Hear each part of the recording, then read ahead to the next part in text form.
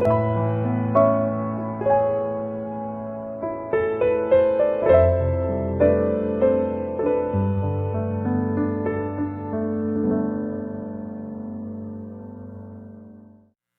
전도학교 말씀을 우리가 함께 나누도록 하겠습니다. 주께 감사함을 드립니다. 구원받은 것도 감사한데 구원 계획을 이루는 하나님의 미션을 주사 그것이 언약이 되어 소망이 되고 또한 비전이 되어 살아갈 수 있도록 은혜를 주신 것을 감사함을 드립니다. 전도자로 부르심을 입은 그 흐름 속에 있는 것이 응답이요 증거인 줄 믿습니다. 주께서 시작하셨으니 그리스도 예수의 날까지 이루실 줄 확신합니다. 오늘 이 시간 성취될 말씀을 주시고 또한 말씀을 통하여 우리의 영이 살아나고 현장이 살아나는 복된 시간 되게 하옵소서. 살아계신 예수 그리스도 이름으로 기도하옵나이다. 아멘. 마가복음 3장 13절에서 15절에 보니까 예수님의 전도 계획 중에서 두 번째로 중요한 내용이 나옵니다. 13절에 또 산에 오르사 자기가 원하는 자들을 부르시니 나온지라. 이거는 지난주에 예수님의 전도 계획 중에 선택을 얘기를 하는 겁니다. 그죠?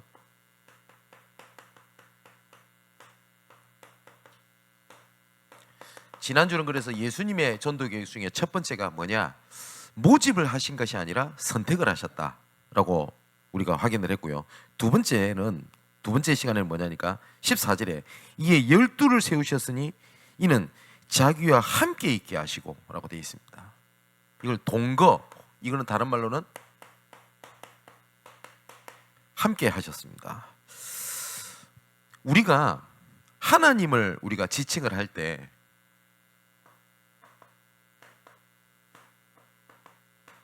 언약의 하나님이라고 우리 보통 얘기를 합니다. 왜냐니까 하나님께서는 언약을 가지고 이끌어 가십니다. 하나님께서는 반드시 말씀에 근거하여 일을 진행하십니다. 그래서 우리가 하나님을 뭐라고 부르냐? 언약의 하나님 이렇게 부르고요. 우리를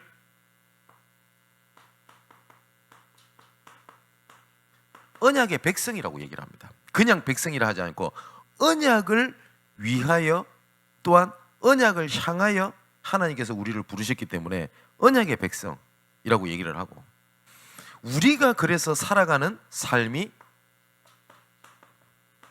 언약의 여정이라고 부릅니다. 그리고 그 언약은 반드시 이루십니다. 그래서 그걸 보고 언약의 성취 이렇게 부릅니다. 여기서 제일 중요한 단어가 그러면 뭐겠죠? 언약이겠죠. 자, 그렇다면 하나님께서는 그 언약을 놓고 모든 것을 하나님의 계획 속에서 움직입니다. 그걸 보고 하나님의 절대 주권이라고 얘기를 합니다. 이 말은 무슨 말이냐니까 하나님께서 그 허락지 아니한 것은 절대로 이루어지지가 않습니다. 우리 눈에 봤을 때는 문제, 위기, 악하고 필요 없고 일어나면 안 되는 일처럼 보이지만 하나님께서 허락하신 것 중에서 악한 것은 단 하나도 없습니다. 좀 신학적인 설명도 필요하겠습니다만은 하나님께서 악을 창조하셨냐? 하나님은 악을 창조하지 않으셨습니다. 그리고 하나님께서는 악을 또한 하나님께서는 활용을 하시냐? 그런 분도 아닙니다. 성경 구절 하나를 보자면 디모데전서 4장 4절에서 5절에 보니까 하나님이 지으신 모든 것이 선하매 하나님께서 지으신 모든 것은 선하다라고 되어 있습니다. 그래서 하나님께서 지으신 중에 절대로 필요 없는 게 없어요. 예를 들어서 우리가 태풍이 불잖아요. 그럼 태풍이 불면 피해가 많지 않습니까? 근데 태풍이 없으면 바다를 정화작용을 할 수가 없다고 합니다. 저는 지구과학자는 아닌데, 그래서 태풍이 없으면 모든 해양이 다 오염이 다 돼버린대요. 정화작용을 할 수 없대요. 그리고 우리 인간의 몸에 필요 없는 부분을 하나님께서 만드신 부분이 없습니다. 그죠? 그것처럼 하나님이 지으신 모든 것은 선함에 감사함으로 받으면 버릴 것이 없다 라고 말씀을 하십니다. 그래서 그 하나님의 절대 주권 속에서 그 계획을 가지고요, 그 절대 주권 속에 하나님의 분명히 뜻이 있겠죠. 이 뜻을 두고 하나님께서 어떻게 하시냐, 모든 것을 기분 따라 하시는 것이 아니고 예정하셨습니다. 그래서 성경 구절을 보면 에베소서 1장 11절을 보니까 모든 일을 그의 뜻의 결정대로 일하신 이의 계획을 따라 우리가 예정을 입어 그 안에서 기업이 되었다라고 되어 있습니다. 어쩌다가 혹은 내가 요렇게 했더니 하나님은 요렇게 해주시고 내가 저렇게 했더니 하나님이 저렇게 해주시고가 아니라 모든 일을 하나님의 예정에 의하여 그 뜻을 이루기 위하여 하나님이 하셨다라고 되어 있습니다.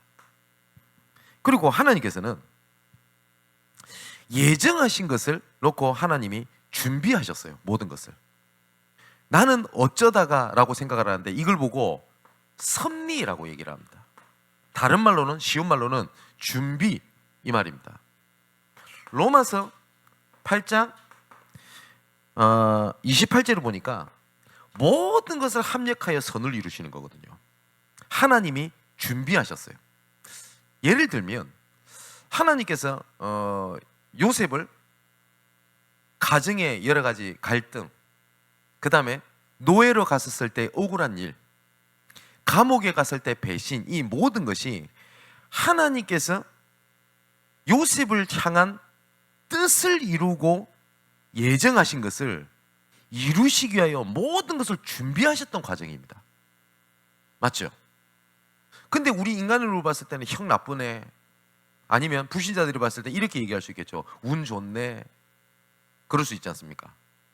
근데 언약의 하나님께서 우리를 언약의 백성으로 부르셨고 언약의 여정으로 이끄사 언약을 성취하시는 것을 아는 믿음의 눈은 다르잖아요. 에스더가 어떻습니까? 포로로 잡혀와서 여왕이 된 사람입니다. 불신자는 그렇게 생각했겠죠. 운이 좋지 않습니까? 다른 포로들은 어렵게 사는데 에스더는 여왕이 됐어요. 그럼 불신자 말로 이렇게 얘기할 수도 있겠죠. 야, 이쁘고 볼 일이네, 운 좋네. 그럼 불신자들 생각이라.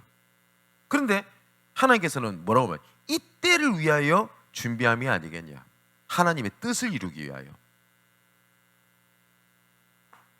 하나님이 준비하신 것을 이제는 나타내시기 시작을 하십니다. 이루어가시기 시작하시죠. 이걸 보고 하나님의 작정이라고 얘기를 합니다.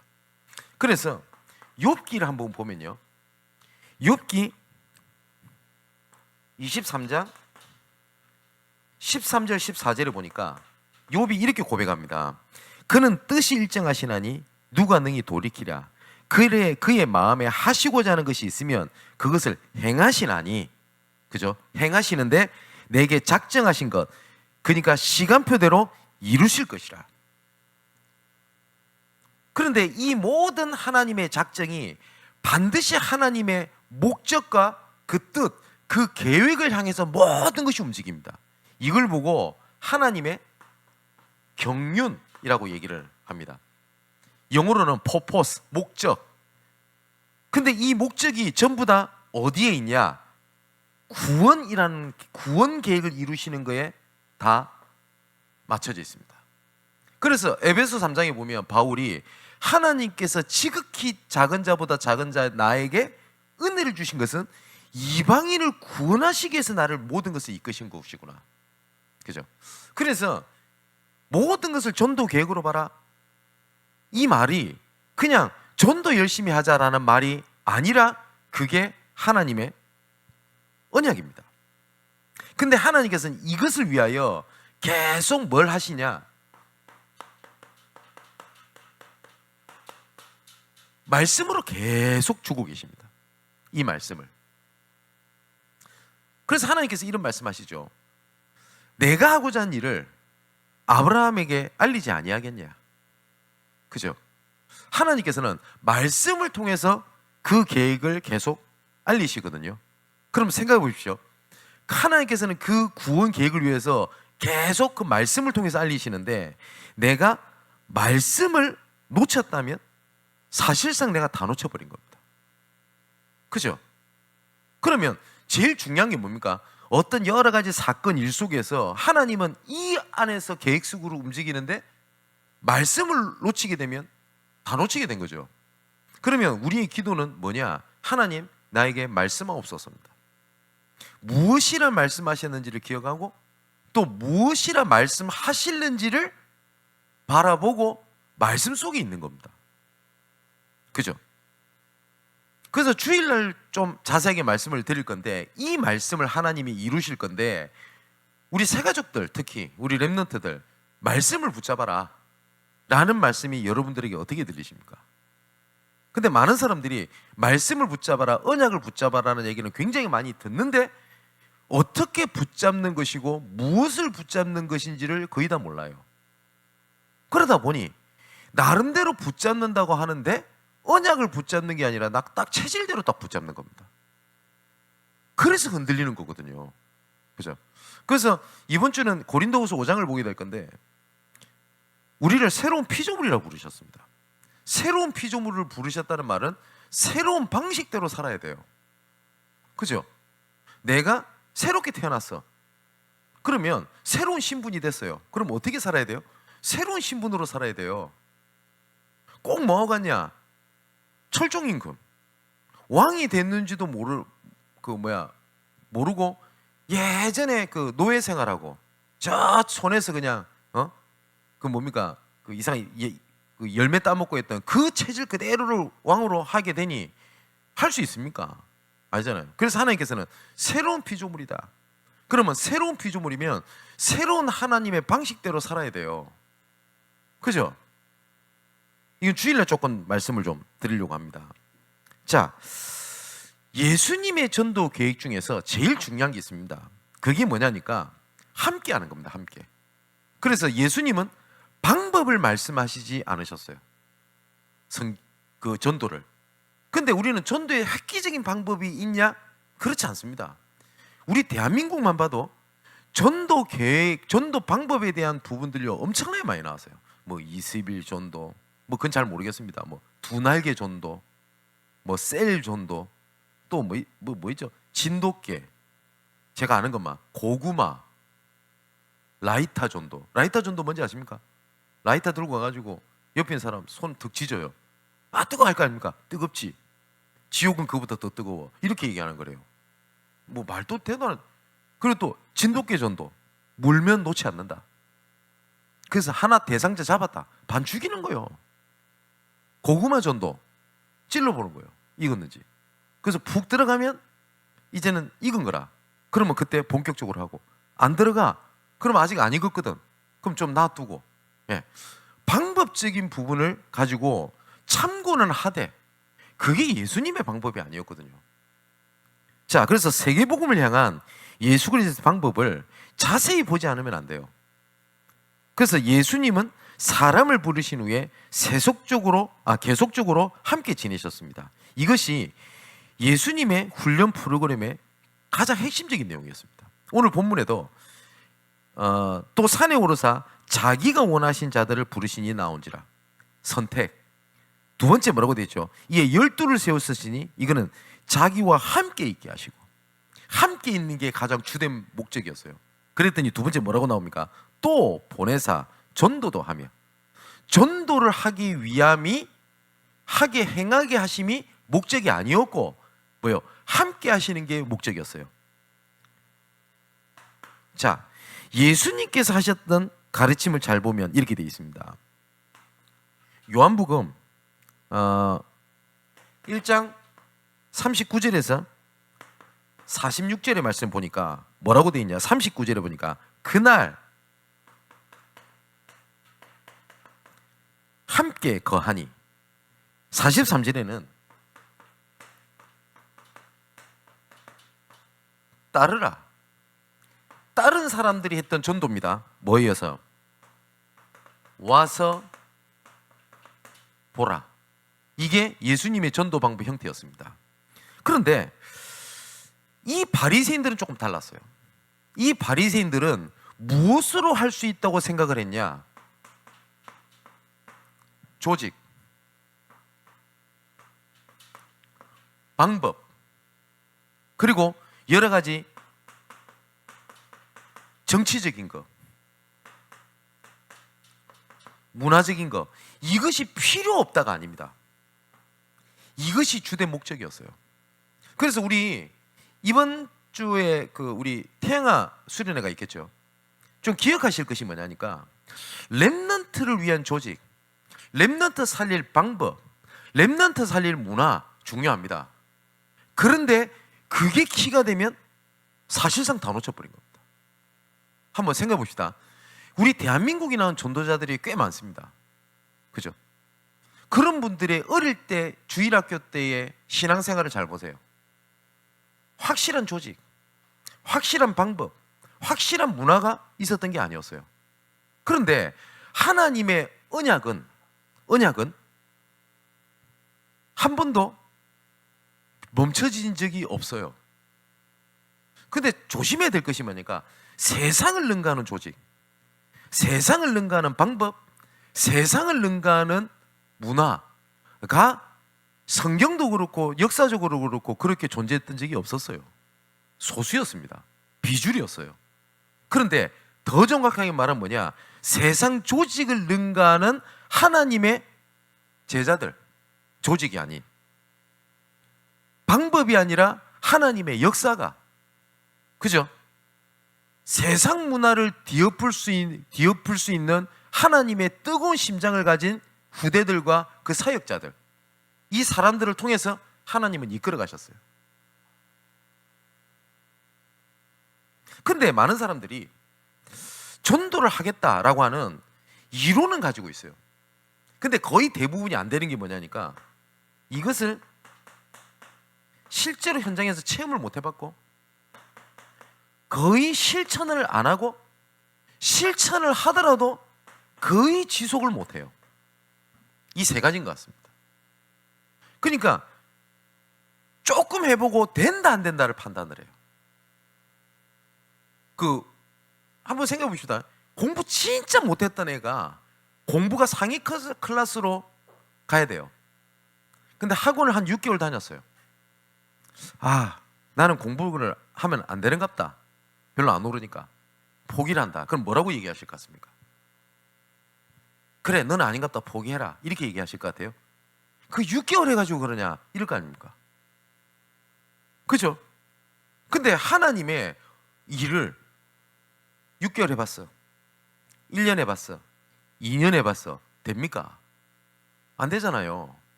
그죠? 좀 필요합니다, 이런 사역들이. 예수님께서 함께 하시는 원리가, 하나님의 성경적 원리가 그 안에 숨겨져 있거든요. 근데 이 방법이 엄청난 방법이었습니다. 예수님께서 삶으로 이걸 보여주셨는데, 가장 첫 번째가 마가복음 3장 13절에 보니까 하나님의 선택 이후에 함께 하기 위함이다 라고 되어 있습니다. 제일 좋은 게 증인으로 보는 겁니다. 증인으로. 그래서 우리 교사분들이 어쩌면 눈에 보이는 것보다 눈에 보이지 않는 부분이 렘넌트들한테 굉장히 응답에 중요한 바탕을 세우는 것 같습니다. 아마 우리 교회 성도분 중에서 아마 그렇게 느끼신 분이 있을 겁니다. 저한테 그렇게 얘기를 하니까요. 거의 보면 상담을 하러 오는 분들이, 상담의 거의 대부분이요, 어떻게 할까요? 라고 하는 욕을 많이 묻습니다. 방법. 그러면 거의 저는 이렇게 하면 좋겠다, 저렇게 하면 좋겠다 라고 얘기를 하지를 않습니다. 그 이유가 몇 가지가 있어요. 확실하게 뭐가 보이더라도 얘기를 안 합니다. 왜냐니까 그런 식으로 인도받으면 당장은 될 수 있을지 모르지만 그렇게 이끌어줄 수 있는 지도자가 없으면 어떡할 거예요? 계속 옆에 있는 사람 의지하고 신앙생활 받을 겁니까? 그렇지 않죠. 근데 제가 이렇게 하나님 앞에, 성도들 앞에 서야 되겠다라고 생각을 했던 어떤, 돌아가셨어요 지금은. 제가 참 존경했던 목사님의 지나가면서 했던 그 교육이었습니다. 이일양 목사님이라고, 이분이 이런 얘기를 하시는 거예요. 나는 성도들이 이렇게 할까요 저렇게 할까요 라고 얘기를 했을 때, 아, 내 생각에 이러면 좋겠다라고 드는 생각이 있다면 그것을 입 밖으로 내지 않는다. 왜냐? 내 생각이 이렇다라고 느끼는 그 순간 그거는 하나님의 생각이 아니라 내 생각일 가능성이 크기 때문에 그렇다. 그분이 기도학을 가르치셨거든요. 제 신학생 때. 참 잊어지지가 않아요. 그래서 그분은 기도학을 가르치셨는데, 그분은 기도학을 가르치신 것이 아니라 기도의 모범을 보여주셨어요. 그분은 나병 환자셨습니다. 근데 참 그때 당시에 그 목사님을 존경하지 않았던 목사님들과 성도들과 신학생들은 없었던 것 같아요. 그죠? 우리 랩런트들이, 우리 교사분들 봤을 때, 아, 우리 선생님은 언제든지 연락을 해도 내 말을 들어줄 수 있을 것 같다. 저분은 내가 무슨 말을 해도 내 편이 되어줄 것 같다 라고 하는 것들이 우리 랩런트들에게 마음 있다? 그건 엄청난 배경이 될 수 있습니다. 그죠? 이것을 아까 바리새인들이 말했던 뭡니까? 조직, 방법, 문화, 이런 걸로 할 수 있겠습니까? 그죠? 근데 예수님께서는 어떻게 하냐? 함께 있다라고 되어 있거든요. 자, 교재 보십시오. 양육, 묵상, 기도, 성경 연구, 암송, 이걸 실제로 보이시고 가르쳐 양육을 하셨거든요. 그래서 제일 좋은 방법은 책이 아니고 동거하면서 완전히 변하도록 보여주는 겁니다. 그래서 나중에 계속 해야 되겠습니다만은, 미션홈의 사역의 중요한 키가 이겁니다. 동거의 원리입니다. 제가 이 얘기를 보통 하잖아요. 저는 꼭 그 사역을 해야 될 때가 올 거라고 믿고 해야 된다고 생각을 하는 게 있습니다. 만일에 해외에서 중요한 전도자를 데리고 와서 훈련시켜서 내보내야 돼요. 그럼 제일 좋은 훈련이 뭘까요? 제일 좋은 훈련이, 제가 만일에 훈련을 시킨다면 제가 제일 좋은 훈련을 시킬 수 있는 것이 뭘까요? 아, 진성희 목사가 어떻게 기도하고 어떻게 전도를 생각하고 어떻게 말씀을 묵상하고 하는 것을 보여주는 게 제일 빠르겠죠. 그러면 저랑 지내면 됩니다. 그죠? 저는 저도 완전하지 않기 때문에 모든 것을 하나님의 구원 계획으로 보려고 몸부림을 칩니다. 어쩔 때는 너무 제가 다운이 될 때가 있겠죠. 너무 막 영적으로든 감정적으로든 육신적으로 다운될 일이 있을 거 아닙니까? 그때도 저는 그 부분에 쏙지 않으려고 몸부림을 칩니다. 그래서 내 감정보단 현장에 대해 이렇게 움직입니다. 즉 가까이서 본 사람들은 아마 알 겁니다. 제가 왜 그렇게 하는지, 그리고 진짜 그렇게 하고 있는지를. 그죠? 이게 제일 좋은 훈련 방법이지 않겠습니까? 그죠?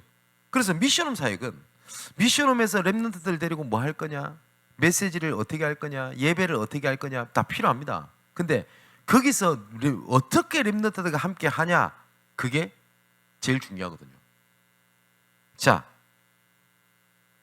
그리고 예수님의 두 번째 원리가 뭐냐니까, 전도하며라고 되어 있거든요. 근데 이것은 되어지는 것을 보게 하시는 겁니다. 아까 말씀드렸듯이 소론이 중요합니다. 하나님의 모든 주권 속에 일어나는 마지막 목적이 구원에 가 있다니까요. 그죠? 바울이 했던 고백입니다. 에베소 3장 18절 19절에 이 지극히 작은 나에게 은혜를 주신 것은 이것 때문이야, 이렇게 고백을 합니다. 그죠? 왜 하나님께서 나에게 은혜를 주셨냐? 구원 계획을 위함이다. 왜 하나님께서 나에게 문제를 주셨냐? 구원 계획을 위함이다. 왜 하나님께서 응답을 주셨냐? 구원 계획을 위함이다. 보는 눈이 달라요. 그죠? 예수님께서는 그걸 보게 하신 겁니다.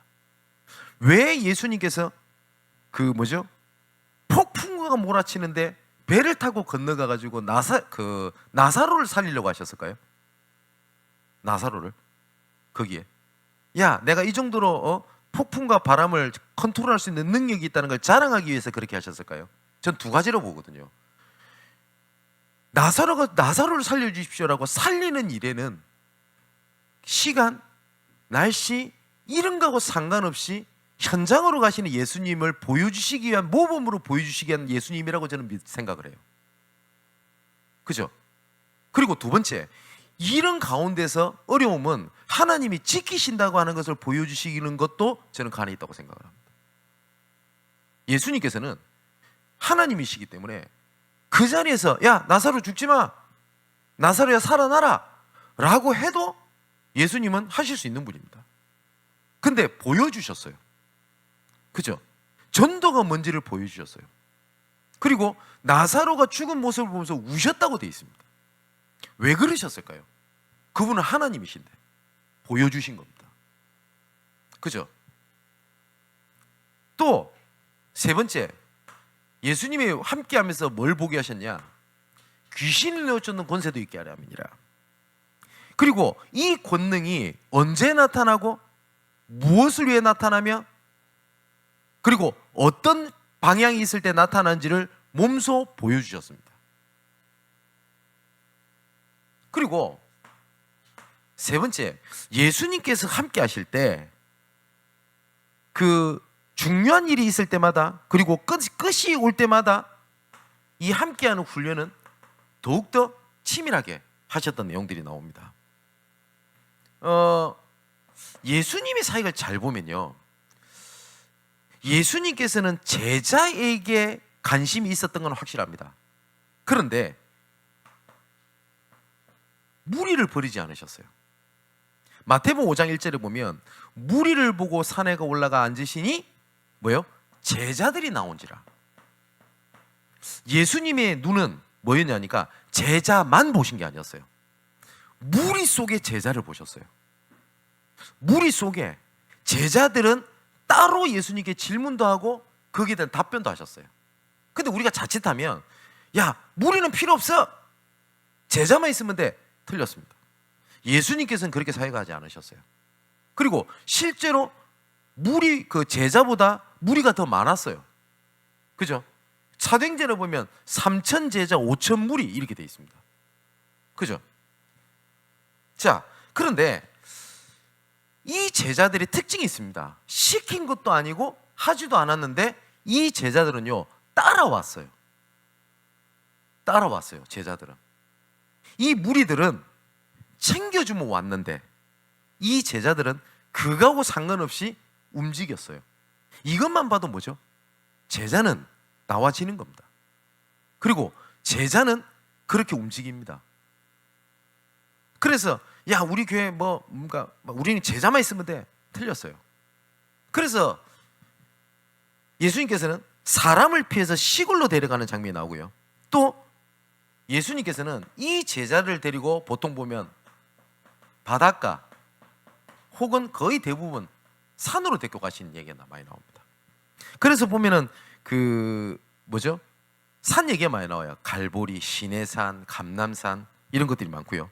또 보면 교재를 보면 두로와 시돈, 그리고 대가볼리, 달마누다, 가이사랴 빌립보, 요단 동편, 예루살렘 이런 부분에 대해서도 예수님께서는 데리고 다니시면서 그때그때마다 중요한 메시지를 주셨습니다. 그리고 예수님께서 마지막 십자가를 지시는 고난주간이라고 하죠. 고난주간에는 한시도 떨어지지 않고 제자들을 함께 계셨다는 것을 알 수가 있고요. 그리고 부활 이후에도 예수님께서는 제자들, 그리고 횟수로 치면은 한 10번 정도를 이 제자들에게 직접 나타나셔서 함께 계시는 걸 보여주셨습니다. 이거는 계속 나오겠습니다만은 군중 사역을 하시면서 데리고 다니셨거든요. 군중 사역을 하시면서 왜 함께 하셨냐? 모범을 보이신 겁니다. 그러면서 예수님께서 이렇게 말씀하셨습니다. 너희가 나보다 더한 일도 하게 될 것이다. 그죠? 본대로 행하라. 그리고 다섯 번째 보면 제자뿐만 아니라 다른 사람에게도 같이 있으면서 훈련을 시키셨어요. 예수님께서는. 그래서 제자 명단에는 들어가 있지 않지만 성경에 보면 이런 사명자들이 있거든요. 그 중에 여러분 잘 알듯이 삭개오입니다. 이 삭개오는 아무도 쳐다보지 않고 오히려 무시하죠. 왜냐하니까 이 삭개오는 세리 아닙니까? 그러니까 그 동포의 혀를 빨던 사람이거든요.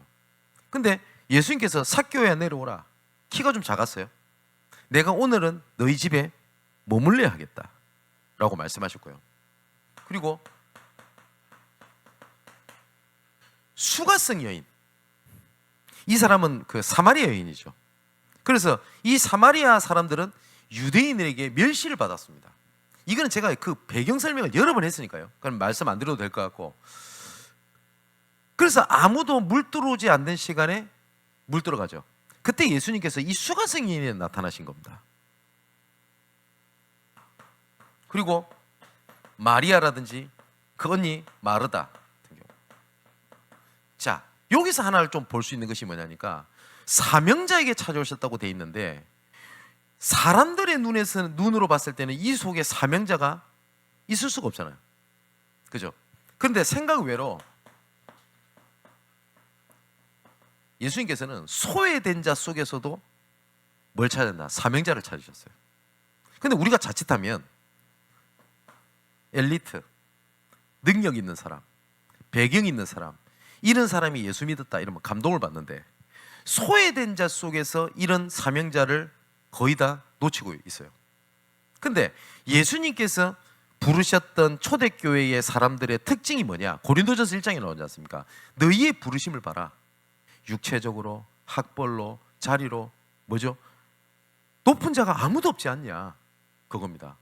그래서 실제로 초대교회가 모였었을 때 로마 정부는 사실상 처음에 그 초대교회를 그렇게 위협적으로 보지를 않았습니다.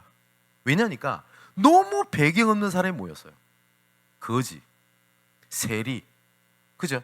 그리고 실제로 로마서 16장 일꾼들을 보면 거기에 보면 노예도 있었고요. 그리고 흑인 노예도 있었고 백인 노예도 있습니다. 그 명단을 보면. 근데 그 중에서 하나님의 사명자가 있었어요. 자, 그러면 마지막 결론이고 7번입니다. 그럼 우리가 진짜 해야 될 필수 훈련이 있습니다. 전도를 두고 뭘 하는 거냐? 가장 첫 번째 해야 될 것이 뭐냐니까 내가 하나님과 함께하는 비밀이 있어야 돼요. 근데 하나님께서는 지금도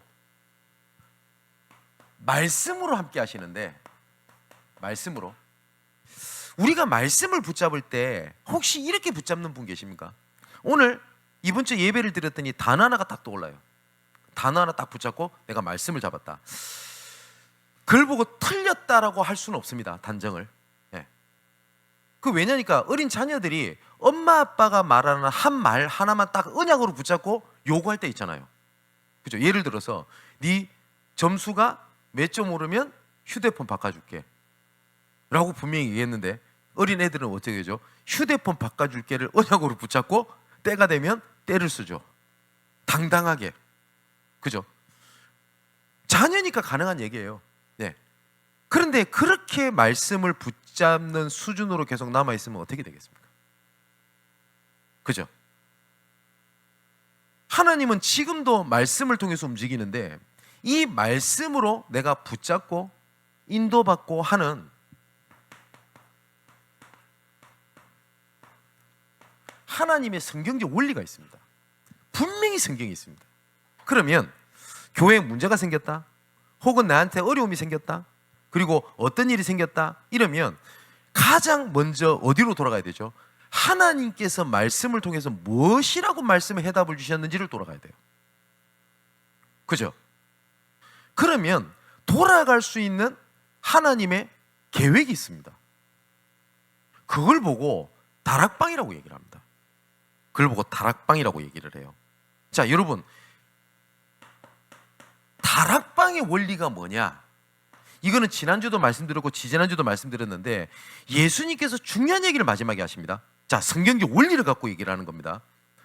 예수님께서는 사도행전 1장에 중요한 얘기를 하셨어요. 예루살렘을 떠나지 마라. 그리고 내게 들은 바 아버지께서 약속하신 것을 기다리라. 예수님께서 마지막에 하셨던 얘기입니다. 왜 예루살렘을 떠나지 말라 했을까요? 왜 하필이면? 다른 데 가면 안 됩니까? 아니잖아요. 왜 예루살렘입니까? 왜냐하면 하나님께서 복음을 주신 그 곳에서 시작을 해서 하나님의 계획을 이루시려고 하는 하나님의 완벽한 계획이 있거든요. 그래서 예루살렘과 온 유대와 사마리아와 땅끝까지 이르러 내 증인이 되리라. 혹시 가정 문제 때문에 복음을 받으신 분 계십니까? 그러면 우리는 자꾸 이렇게 생각을 해요. 예수 믿었으니까 이 가정 문제가 빨리 해결되겠지. 예, 하나님은 그렇게 하실 수도 있습니다. 그러면 하나님의 계획은 어디 있는 거죠? 거기에 하나님의 계획이 있어요. 맞죠? 근데 우리는 자꾸 복음을 어떻게 이해를 하냐? 예수 믿었으니까 이제는 자녀 문제가 잘 해결되겠지. 그런가요? 저는 그런 생각을 많이 해봤습니다. 왜 그렇게 청소년기 때 그렇게 방황을 했을까요? 조금 더 좀 안전하게, 좀 깨끗하게. 여러분 그 생각 안 듭니까? 내가 조금 어릴 때 그때만이라도 내가 복음 알았으면 얼마나 좋았을까? 그 마음은 이해해요. 근데 왜 하나님은 그렇게 하셨을까요? 하나님은 완벽한 뜻을 가지고 예정하셨고 준비하시고 시간표에 딱 나타내셨는데 거기 하나님이 계획이 있는 거거든요. 그런데 우리는 자꾸 어떻게 하냐? 거기를 빨리 빠져나오려고 생각을 해요. 그러면 그게 안 되면 왜 나는 응답이 없지? 이리 생각이 드는 거예요. 근데 예수님께서는 예루살렘을 떠나지 말고, 왜냐, 나 거기서 시작할 거야, 이렇게 말씀하신 겁니다. 왜 노예 가운데 있는 자를 불렀을까요? 거기서 하나님의 계획이 있는 겁니다. 맞지요? 그러면 내가 올바르게 잡는 게 뭡니까? 이곳에서 하나님의 계획이 있는 거예요. 그죠? 그리고 두 번째 말씀하셨습니다. 내게서 들은 바 아버지께서 약속하신 것을 기다리라. 왜요? 약속이 있어요. 그게 다락방의 원리입니다. 그래서 다락방의 정의가 내가 있는 지역에, 자, 써볼게요. 내가 있는 지역에 하나님의 계획이 있음을 알고 말씀 운동을 일으켜 예수 생명, 예수 능력, 사역이라고 써보겠습니다. 자, 이게 다락방의 정의인데 바꿔볼게요. 그러면 내가 있는 현실에 하나님의 계획이 있음을 알고 뭘 한다고요? 말씀. 맞죠? 문제라고 해보겠습니다. 내 눈앞에 있는 문제에 하나님의 계획이 있음을 알고. 맞죠? 그렇지 않습니까? 그런데 우린 자꾸 이 지역을 벗어나려고 그래요. 지역의 원리도 똑같습니다. 왜 하나님이 그 길을 보냈을까요? 그죠? 나는 거기만 생각하면 지긋지긋합니다. 그쪽을 향해서 오줌도 누기 싫습니다. 근데 왜 하나님이 그곳에서 복음을 듣게 하셨을까요? 하나님 실수하신 겁니까? 근데 사실상 초대교회 많은 사람들이 이 말을 못 알아들어요. 그래서 이 말씀 끝나자마자 제자들이 묻습니다. 예루살렘 회복할 때가 언제입니까? 이제 예수님이 오셨으니까 빨리 회복이 돼야 돼요. 그때 예수님이 말씀하셨습니다. 때와 기한은 아버지께 두셨으니 너희 알 바가 아니요. 맞지요? 오직 성령이 내 임하시면 너희가 권능을 받고 증인 되는 자리에 있으라. 그겁니다. 그것을 위하여 하나님께서는 그곳에서 나에게 복음을 주신 겁니다. 그죠? 그렇다면 내가 살고 있는 그 지역에서 복음을 듣게 하신 그 계획이 있을 거 아닙니까? 그 직장 현장에 계획이 있을 거 아닙니까? 그걸 보고 뭐라고 얘기를 하냐? 다락방이라고 얘기를 합니다.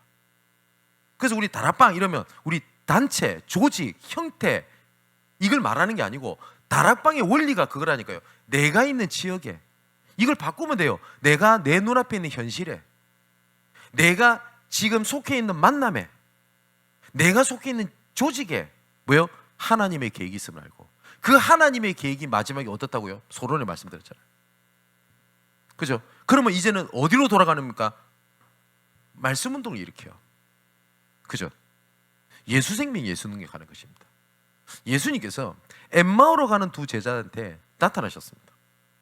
그러면 예수님께서 참 신기한 게, 짠, 나 부활했다, 신기하지, 능력 팍 보여주고 이러면 얼마나 확실하겠습니까? 근데 예수님께서는 모세의 글과 선지자의 글을 풀어 곧 그리스도에 대하여 말씀하신 것을 가르치셨다고 되어 있어요. 그랬더니 엠마오로 가는 두 제자가 했던 고백입니다. 주께서 말씀을 풀어주실 때에 우리 마음에 뜨겁지 아니하더냐. 그러면서 곧 이때로 예루살렘으로 돌아가니라 이리 되어 있습니다. 성경이 기록되어 있지 않은데 저는 그렇게 보였어요. 분명히 예수님께서는 성경을 풀어서 얘기를 했는데, 그러면서 야 이제 예루살렘으로 돌아가라 라고 안 하셨는데 이 제자들이 바로 예루살렘으로 돌아갑니다. 그 말은 말씀 중에 들었던 말씀을 하나님이 생각나게 하셨을 거라고 봅니다. 그게 다락방이라니까요. 이걸 내가 있는 지역에서 한다, 그걸 보고 개인 다락방 맞지요? 이걸 내가 지역을 두고 함께 모인다, 지역 다락방. 다락방이 무슨 성경 공부 그런 건 아니지 않습니까? 그리고 이 속에서 하나님이 진짜 구원받기로 는 예비된 자를 만날 겁니다. 이런 사람들에게 양육을 해야 될 겁니다. 이 얘기는 계속하게 될 겁니다. 요 내용 세 가지 중요한 게 평신도가 읽어야 할 전도훈련 교재. 제가 이 교재 내용을요, 우리 교회에서만 이 교재 내용과 내용은 수년 전부터 저 여러 번 반복해서 말씀드렸던 것 같습니다. 개인 전도, 개인 양육, 다락방 이해. 기억하십니까? 양육입니다. 왜냐? 있기 때문에 예비된 사람이. 그러면 이 예비된 사람에게 어떤 메시지를 줘야 되냐? 그건 걱정할 거 없습니다. 다 준비되어 있습니다. 중요한 거는 이 메시지를 누가 전달하냐는 겁니다. 메신저. 설명자가 얘기하는 거랑 증인이 얘기하는 거랑은 달라요. 그죠? 증인된 입장에서 전달해야 되는 거예요. 세 번째, 이 사람을 계속 그 다음 단계의 응답을 받을 수 있도록 이끌어 줄 수 있는 이런 그림을 갖고 있어야 돼요. 뭐냐? 어떤 그림이냐? 전략. 불신자가 예수 믿고 또 다른 전도할 수 있도록. 그리고 이것이 계속 지속될 수 있도록 뭐가 좀 갖고 있어야 되냐니까, 개인 전도입니다. 개인 전도. 이거는 왕도가 없어요. 그래서 훈련 때 보면은 300명에서 500명 영접운동, 어쩔 때는 억지로 시키기도 합니다. 하루에 한 명 영접 못 시키면 바꿀마라, 뭐 이런 거. 한번 저희 교회에서는 한 번도 아직은 안 했는데 마음이 약해서. 이런 말 들으면 청년들 부담 느낄 수도 있겠는데, 청년들 데려가면 내년에 한번 해볼까? 저 이 생각도 있었어요. 저도 했어요. 그러면 이거는 요렇게, 이건 방법이지 않습니까? 예, 방법입니다. 그런데 내가 하는 전도를 해봐야 되어지는 전도가 뭔지를 알아요. 맞죠? 하는 전도를 해야 되어지는 전도가 뭔지 알고요, 되어지는 전도를 확인하게 되면 내 모든 것을 통하여 하나님의 모든 것이 하나님의 구원 계획 따라 움직인다는 사실을 진짜 알게 됩니다. 여러분, 억압을 받아봐야 자유의 맛을 알죠. 그죠? 똑같아요. 처음에 하는 전도를 하다 보면요, 진짜 부담됩니다. 야, 이런 식으로 전도하면 나 일평생 전도 못하겠다, 그런 느낌 들 거예요. 이거 잘 느낀 겁니다. 왜냐? 성경적 전도 방법이 아니기 때문에 그렇습니다. 여러분, 성격이 소심한 사람 보고 저쪽 서울역 가면 메가폰 들고 예수천당, 불신지요 이런 사람처럼 하라면 할래 합니까? 여러분, 차에 십자가 딱 달고 뻘겋 십자가 메고 그래 돌아다니라면 하겠습니까? 그죠? 근데 그렇게 해보라는 거거든요. 한번 억지로라도. 어렵다 이런 생각이 들 겁니다. 그러면서 또 반면에 또 뭘 느낄 거냐면, 이런 가운데서 예수 믿는 사람이 있네? 이런 가운데서도 그런 것도 보게 될 겁니다. 그것도 올바르게 본 겁니다. 두 가지 다 느끼게 됩니다. 그럼 뭘 느끼게 될 거냐면, 야, 이런 식으로 전도하면 절대 전도는 어렵겠다라는 결론이 나옵니다. 그죠? 근데 뭘 확인하게 될 거냐니까, 아, 예비된 자가 있구나. 이것을 이제는 눈을 어디로 돌리는 거냐? 내가 있는 지역에, 내가 처한 현실에, 내가 있는 만남에, 내가 처한 조직에 하나님의 계획이 있는 거구나. 그죠? 그걸 보고 다락방이라고 하고, 그거를 하고 복음 전할 수 있는 개인 전도에 대한 답을 좀 갖고 있어야 돼요. 개인 전도에 대한 답을. 어떻게 목사님 복음을 전해야 됩니까? 방법은 없어요. 뭐냐? 내게 주신 은혜를 전달하면 돼요. 그래서 어떤 사람들은 아시죠? 이렇게 복음 전하지 않으면 올바른 복음이 아니라고 얘기를 하시는 분도 있는데, 그렇지 않습니다. 바울이 어떻게 이렇게 복음 전했어요? 그죠? 이거는 정리해 놓은 거거든요. 필요합니다. 근데 하나님이 나에게 주신 은혜가 있고, 내가 메시지가 이렇게 정리가 되잖아요. 그러면 그 말씀을 들을 수 있는 사람을 딱 만나게 됩니다. 그 희한합니다. 이거 맛을 봐야 알아요. 그잖아요. 그러다 보니까 복음을 전하다 보면 방법이 없어요. 한 번은 제가 청년들 데리고 복음을 전할 일이 있었는데, 연달아 이렇게 있다 보니까 질문하는 거예요. 목사님, 왜 복음 전하는 대상자마다 왜 복음 전하는 형태가 다 다르냐요?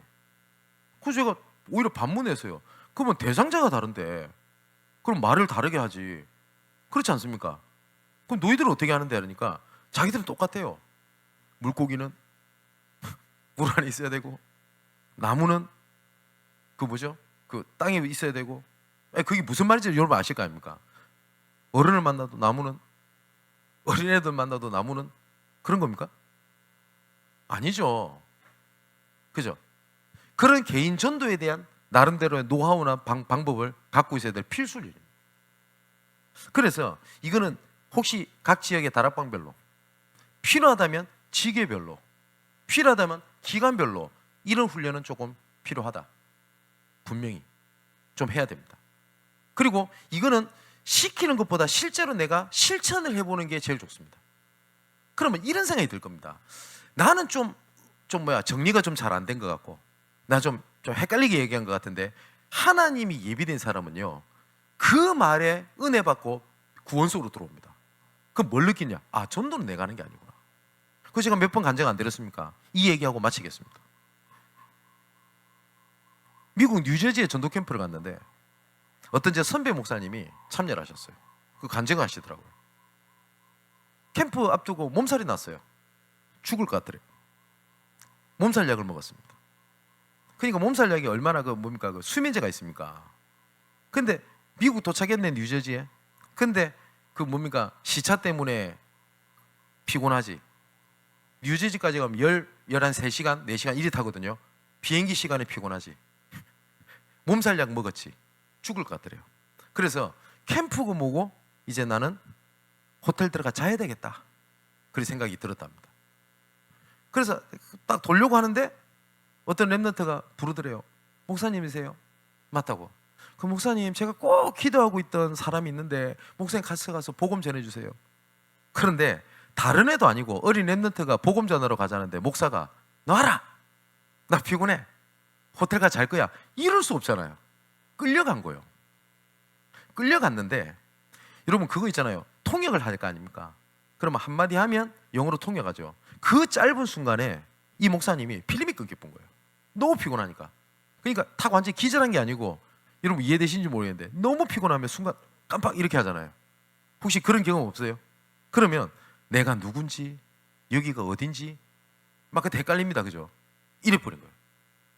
그랬더니 한참 얘기하고 있다가 목사님 말을 안 하는 거예요.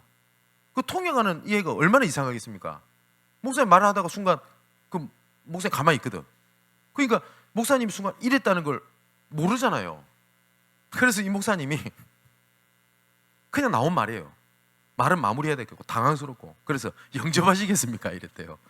그랬더니 그 백인 남자가 영접하겠대요. 그러게 하더니 그냥 영접을 하는데 그렇게 울면서 영접을 하더래요. 그분이 지금 뉴저지의 장로님이세요.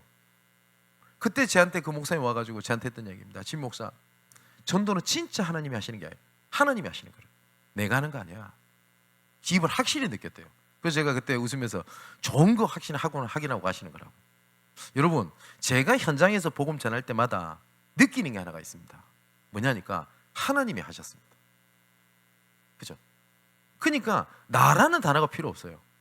또 한 가지 얘기를 더 하자면, 누군지 말 못하겠고, 저쪽에 그 부산에 전도 캠프를 떠 갔는데 그 목사가 제 동기 친구 목사입니다. 현장 가기 싫었던 거예요. 그럼 캠프로 오지 말든가 내 따라. 그 현장을 또 보내놨더니 뭐 그 전날 저녁에 잠을 잘 못 잤는지 막 피곤하고 이래가지고 찜질방 갈까 막 사우나 갈까 이러다가 도마를 갔어요. 팀을 제껴놓고 도마를 간 거예요. 그래가지고 사우나에 딱 이래 앉아 있었던 겁니다. 그런데 어떤 사람이 딱 들어오는데, 당연히 빨가벗고 들어왔겠죠. 자기를 보면서 약간 쭈뼛쭈뼛 하는 거예요. 근데 알고 봤더니 그 전도 캠프를 참여했던 또 다른 남자 안수 지사님이 본인도 땡땡이를 치고 사우나를 갔는데 만난 거예요. 탕에서. 얼마나 서로 민망하겠습니까? 그죠? 그래서 너무 어색하게 인사하고 탕에 앉아가지고 벌거벗고 이런저런 은혜 받은 걸 얘기했대요. 뭘 좀 하니까.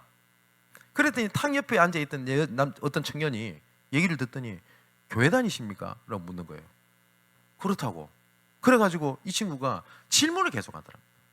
교회에 대한 질문, 성경에 대한 질문. 알고 봤더니 이 친구가 교회를 다니고 싶다라는 생각 때문에 질문이 너무 많았던 거예요. 그래서 뻘거벗은 상태에서 이 청년이 예수 그리스도 영접하고 연결해 줘야 될 거 아닙니까? 그래서 저 취업을 해가지고 저 서울을 갑니다. 이랬더니 그 목사가 서울에서 사회 가거든. 나 서울에서 왔어. 아, 그러시냐고. 어디에 취업하냐고. 어느 회사에 취업한다고. 근데 그 말 듣고 이 목사가 충격받은 거야. 어떻게 충격받냐? 자기가 지교회로 들어가 있는 그 회사를 딱 들어가요. 그래가지고 저한테 와가지고 그러더라고요. 전도는, 진 목사, 전도는 내가 하는 게 아니야. 그렇지. 얼마나 이게 본인한테 그게 충격이었는지 그 연구원 과정 논문에 그 예를 써놨어요. 예, RTS 도서관에 가면 나옵니다. 혹시 이 영상 듣는 분 중에서 그 실체가 누군지를 알면 그 본명을 알려드리겠습니다만은 보세요. 저도 그런 걸 되게 많이 느낍니다. 어쩔 때는 야, 이런 가운데 하나님이 이런 사람을 붙이나? 그게 전도입니다. 중요한 건 뭐냐? 하나님이 나와 함께 하시고 함께 하시는 목적이 경륜이 되고 구원 계획이 있다.